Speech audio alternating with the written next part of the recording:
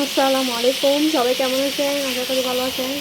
দেখেন আজকে রেসিপি হচ্ছে চিংড়ি শুটকি দিয়ে করুন। এখানে হচ্ছে পরিমাণ মতো পেঁয়াজ, রসুন, কাঁচামরিচ,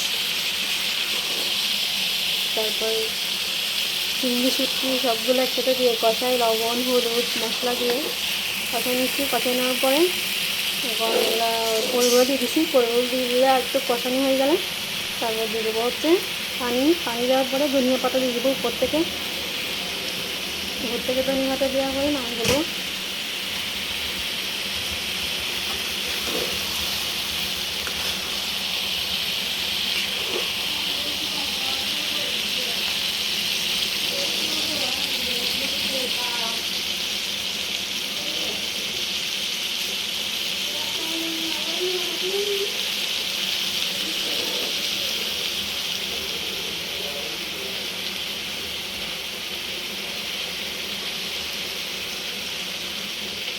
একটু জল দিয়ে দিলাম,